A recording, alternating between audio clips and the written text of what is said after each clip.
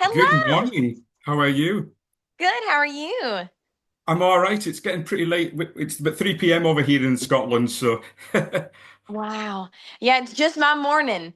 The deer are out in the yard and very everybody's nice. just waking up. So thank you for giving up your time to talk to us here at Southern Roots. Um, you are one busy young lady. I I, have been very busy. you sit and you look back at everything you've achieved in this small amount of time. You know, you must be the fastest growing country singer that we all know of. And I mean, you obviously you're doing right things. You're from Knoxville, Tennessee. Um, but you went on to The Voice and you managed to get on with Team Blake, which is a great help, isn't it, for a start? Yes. How has that been on The Voice? Well, I can't say enough good things about being on the show. Before I went on The Voice, I was just singing at a little Mexican restaurant in East Tennessee, where I'm from, and I would just play for tips. And I was just a high school student. And so when I went on the show, it changed everything, and it really opened up a lot of doors for me. But that was 10 years ago this year, which is wild to think about. And in some ways, it does feel like things have accelerated quickly for me, but it feels like they've accelerated quickly just in the past like 2 years. Yeah. Um, 8 years before that, it felt like things were moving at a snail's pace. But I will say that I have learned with this business and just with life in general, um, for something to be really great, usually it takes a lot of groundwork to be laid. Yeah. And that's usually stuff that happens that nobody knows about and nobody sees. And there's years of preparation. And then when things start to take off, it seems like it's really quick. But there was years of that in the making. And so it's been a fun couple of 2 years. The 10 years have been good, but it's been really fun to get to see the fruit from all the work that I feel like I've put in for 10 years. So, Well, they do say that in Nashville it takes 10 years before you actually can start to make yourself. But I mean, launching everything off the back of The Voice, how did it feel when you went back to school after that? How were you treated by your peers? it was crazy. It was absolutely crazy because things definitely changed. And um, uh, thankfully, my friends were wonderful and treated me the same and looked at me the same. But folks that I wasn't that close with maybe wanted to be friends where before they didn't want to be friends, or I dealt with folks just also being hateful and kids being jealous and trying to understand it. It was a weird thing to navigate. But I am thankful that my core group was wonderful and helped me through that whole journey because it was a lot for a 16-year-old to go through. I mean, it was a huge life change and um just a lot of attention that I had never had before that I had to figure out how to navigate. And so I'm thankful for my core group and my family. They kept me grounded throughout all of that. And did the production company offer you help as how to deal with all that? That obviously just comes overnight, really, doesn't it? It does. They have um, counselors that are on the show that work with the artists. And um, if you have any breakdowns, I guess you could say, you could go and speak with the counselors. And thankfully, I will say, since I was just 16, my mom was out there with me. And so I had my mama to kind of talk through things with, and that was really helpful for me. But at the end of the show, they sit down with you and, you know, talk through everything that happened and make sure that you're in an okay headspace and stuff like that. And so they definitely try to take care of you. But I will say they don't really prepare you for going back to normal life. Yeah. It was a really intense process on The Voice.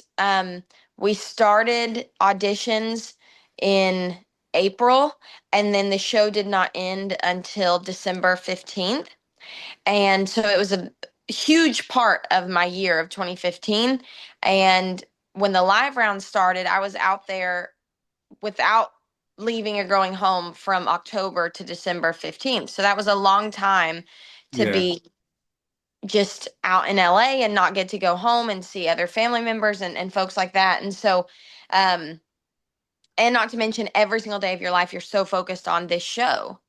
Um, from rehearsals to wardrobe fittings to photo shoots to recording the songs, all of it, every single day is filled with filming or preparing for filming. And so then you get home and none of that is your reality anymore. You just go back to like normal. And so that's a very interesting thing to have to come off of. And I used to say to my mama, like, I want to be able to like talk and kind of counsel other up and comers that go through this experience because I Yeah. feel like, they don't prepare you to go back to normal life. But that's something that you just got to figure out and realize that real life doesn't move in light speed like a TV show. Yeah. And when I got to Nashville, I thought that things would happen as quickly as they did for me on The Voice. And then I had to learn very quickly that this is the real world and it's not a reality TV show. And a lot of things take a lot of time. So, Yeah. Do you feel like you missed out on any of that? Because obviously 15, 16, you're still a young girl. You're out there, you're exploring your own womanhood as well. And then you've now got this whole thing with you being known to the public. You're at an age where young ones are looking at finding boyfriends, girlfriends, and stuff. Did you find that extra pressure when you were thinking, does this person like me because I'm Emily Ann Roberts, or do they like me for the person I am, the individual within? It's quite a complex age group for you to be in at that time, isn't it? yes, it definitely was. And I'm thankful I met my now husband before I went on The Voice. We've been together since my sophomore year of high school. And Wow. so that I know that was such a huge blessing because he knew me before any of this. And then he was able to walk through that whole process with me.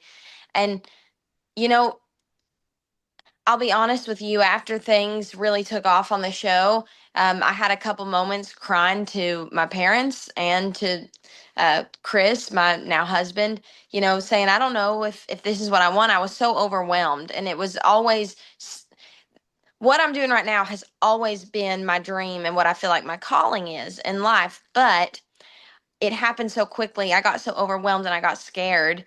And I wondered, with things like you're talking about, people treating me different and wondering if they were genuine and all that stuff, it overwhelmed me. And my parents and Chris, told me, if you never sing another note, we love you all the same. Yeah. We're not in this for anything but your best interest, and we want you to be happy and we want you to be fulfilled and get to do what you love. And if this ever gets to a point where you don't love it anymore, then you don't have to keep doing it. And I think that helped me even differentiate who I am as Emily Ann Roberts and who I am as Emily Ann Roberts, the country music artist. Yeah. And then when I could separate it, then I could kind of weed through folks who couldn't seem to separate it. I could tell when folks were in it for uh, trying to build a relationship with me just to maybe get something out of it instead of just trying to build a relationship with me, the girl, Yeah. and so I'm thankful my parents gave me that perspective and showed me, you're more than just your talent. Yeah. I It's not mean, just about who you are as a ultimately, singer. ultimately, what you've been given is an amazing gift. Your voice is sublime. There's no denying from that. And to be honest, you could sing the phone book, and I think you would sell records. But like you're saying there, it's navigating your way through things. But I think you can't hide genuine passion when it comes to country music. And when I speak to a lot of different singers and artists, it's the same conversation comes up. Country music is only there because of the truth behind the lyrics and the songs.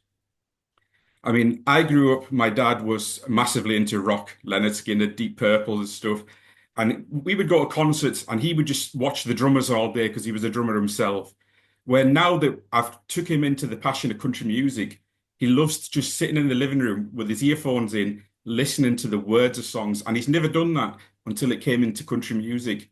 And it's Mm, like you say, if you weren't feeling it, that would come across in country music. You know, a pop star, you could get up there and you could sing anything, and folk will either like you or they won't. but it's quite a hard nail to hit with country music, I think. Yeah, I agree. It is about the story and it's about um how honest it is. And genuine is a great word, like you said. I mean, folks can sniff it out when it's not genuine. Um, and I think that's why they're so gravitated to, well, there's different stuff for everybody, but country music, when people get into it, you're exactly right. When they let those words start actually speaking to them and touching their hearts and lives, you realize there's so much more meat and potatoes to country music Yeah. than there is any other genre because the rest of it can become just kind of ear candy. Yeah. Yeah. But I mean, looking at who you've been on tour with, Reba McEntire, Blake, Carly Pearce, who's in the UK at the moment, Sarah Evans, Josh Turner, Scotty McCreery, you know, you've not got a shortage of country artists that want to be around you. And what's really reassuring is that whenever you Google yourself to see what's going on, there's no negative press behind you. A lot of these Well, artists bless up. That's good. a lot of these new artists coming through feel like they have to be in the headlines to get further on in the career. Morgan Wallen throwing the chair off Chief's restaurant, Chief's bar in Broadway. You know what I mean? And it's really nice and reassuring when to us you come across as pure as your voice is as well. You know what I mean? Oh, well, good. I'm glad to hear that. And I will say, sometimes I wonder if I have enough drama in my life because you're exactly right. It seems that it does catapult folks' careers when there's something to talk about, especially something scandalous. But, my dad used to tell me back when I would talk and dream about doing this for a living, he would tell me, Emily, you can be famous for good things and you can be famous for bad things. And you need to always try to be famous for good things if you're going to try to do it at all. Um, and that has stuck with me. And, you know, I do live a very simple, quiet life, and I try to keep it that way. Um, this industry is so intense, and a lot of times I say, um, when we're working on stuff, that it's a country music emergency. Anybody who's worked in the business knows it's like, we need this song and we need it yesterday and we've got to get it out, as soon as possible, and the whole sky's going to fall down if we don't have all these ducks in a row. And um, it can get pretty dramatic just in the business. And so I try to keep everything else as drama free as possible. And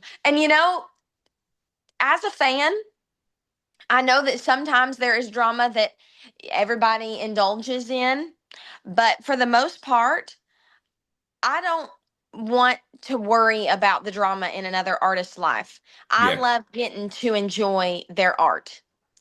And so I try to keep my uh, music business and my everything that I bring to the table as drama free as I can for my fans because I know they've got enough crap going on in their own life. yeah, So I want it to be about the music and I want it to be about entertainment and I want it to be I don't want my stuff that I'm going through to be like spewed onto them. I want my stuff to be an escape for them, if that yeah. makes sense.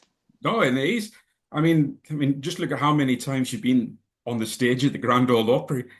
You know what I mean? I was very honored this year. My mum and dad paid for me to go to Nashville for CMA Fest, and That's awesome.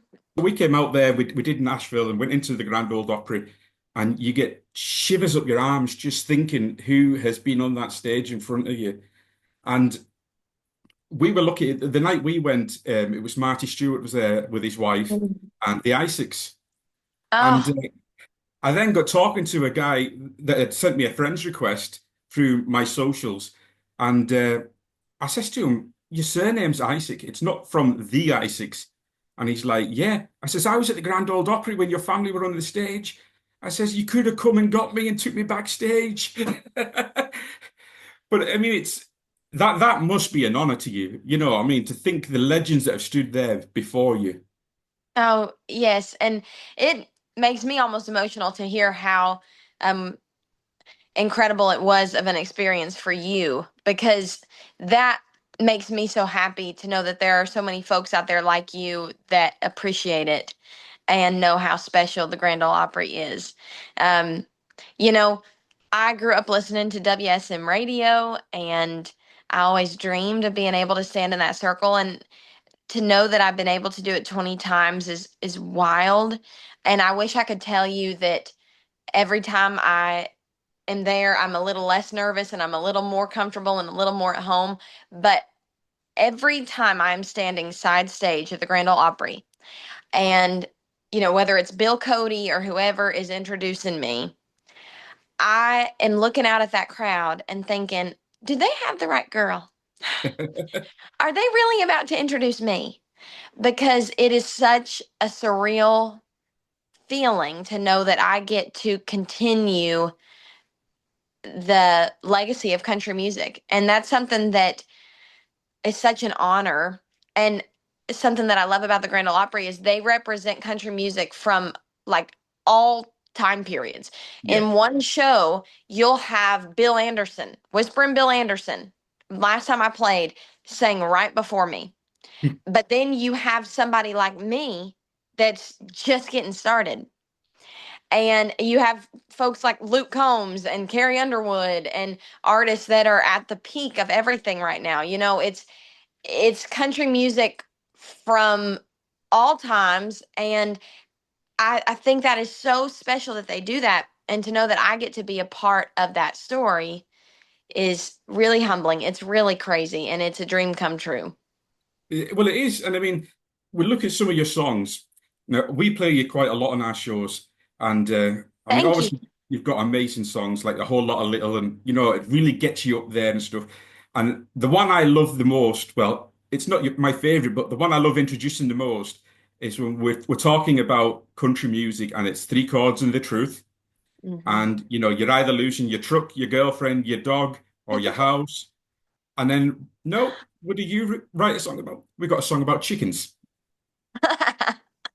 You know what I mean? It's how random a title of a song, chickens. I know. Well, I do have chickens in my backyard currently. And I, you know, with chickens, they go to bed when the sun goes down. You don't have to corral them or get them back in. But as soon as the sun starts going down, they know, okay, it's time for bed. They find their little coop and they roost up there and they go to sleep. And I was writing with Trent Willman and Paul Overstreet. It was my first write with Paul Overstreet, and um, they have chickens as well. Him and his wife have chickens, and he was basically talking about how at his house they go to bed early. They go to bed with the chickens. And so it was his idea, and I just loved it. I was newly married, and I was like, let's write a freaking country love song about chickens. And I love introing it at my shows. I'm like, this is the countryest love song that I think you'll ever hear in your entire life. Because what's countryer than chickens? So that's a fun one. And I love quirky stuff. I've always gravitated towards it, and I love putting that in my songs. There's songs like A Whole Lot of Little and like Chickens that I think set me apart, and people are either going to love it or hate it, but it's who I am. Yeah. And it might not be as mainstream as some of the other stuff, but that stuff, it makes me laugh. It makes me smile. It helps me have a good time. And so I like writing stuff like that. Now we'll go on to a song that you've just not long released. It was a duet with Alex Miller. Oh, I yeah. love that. I love that guy at the minute. Who's More Country? That Oh, my song gosh. was fantastic. And when you sit and you watch you singing it and doing the video for it, that must have been so much fun. Oh, we laughed our heads off. He is one of my dearest friends, and I just think the world of him. And he has got his own style and his own thing too. And I'm so proud of him to watch him chase that down and put his music out into the world. And we wrote that with Bill White, and it was just the perfect song for Alex and I to write together because we're both, country is cornbread, and it was really neat to get to see that song come to life. And then when he decided to cut it and asked me to be a part of it, I was just thrilled that he would have me on it, and we've had a ball getting to see folks enjoy it. It was absolutely amazing because with me, I love the Southern drawl. Hmm. There's something about it. I don't know what it is. I always keep saying to my wife that I'll leave her if I ever find a woman with a Southern drawl. But Your accent, yes, I think you talk so cool. we're Scotland, so we are always cool. Yeah, you are. I love it. So your latest release over here is Easy Does It. Um, Wow. what was your thing behind it? Well, I have written all kinds of love songs because I am in love and I'm so thankful to be in love. But Easy Does It is really special, I think, because it talks about how love can either be um, really hard on your heart or it can be a wonderful, uplifting, encouraging thing. And I know before I met my husband, I was young, but I had dated some other boys, and um, man, they were hard on my heart. And the thing is, though, I thought that those like ups and downs and questioning everything and reading their minds, I thought those butterflies where I was always nervous and, wondering what was going to happen next. I thought that was love. I thought that that's what love was supposed to feel like. And then when I met my husband and um, he was so kind and things were so simple and comfortable and easy, I honestly thought something was wrong because I was like, you, it's not supposed to be like this. It's supposed to be turmoil. And I think that we see in movies and we see in books and even in songs and country music, we hear about like toxic relationships where it's like, I love you and I hate you and I love you and I hate you. And that's what we think love is supposed to feel like. But I'm so thankful Chris showed me a different way. And he showed me, love can be so steady. It doesn't have to be this roller coaster ride. And that changed everything for me. And I have tried to tell so many of my girlfriends, they'll go on dates with good guys and, uh, you know, guys that don't make them question stuff and guys that are just solid. And then they're like, I want Yeah, somebody who, I have to chase. And I get it. I get it because there's yeah, a thrill in that. And the song even talks about that. Making and breaking up will sure give you a rush, and it will. But after a while, that gets exhausting. yeah, And when you're looking for somebody that is a partner for life, you're looking for somebody that is steady. And so that's what the song is about. And it's been really cool because that was, my story of the song. But when I put it out into the world, it's so amazing how songs take on a new life for other people because they hear their story in it. And I've had yeah, so many women comment and message me and say that they were in abusive relationships for years and they never thought that they would have an easy love, and now they've moved on to somebody new, and this is now their story. And it's been really, really cool to see that this song has a deeper meaning for yeah. a lot of women out there, and that's been really cool to see. So what we go on to now, you're about to head out on the road with Blake Shelton again. Yes, I am. I'm so excited. Can you ask him to please think of coming to the UK? I know. He has got to get over there. I will say last year we were playing in Spain actually for the first time.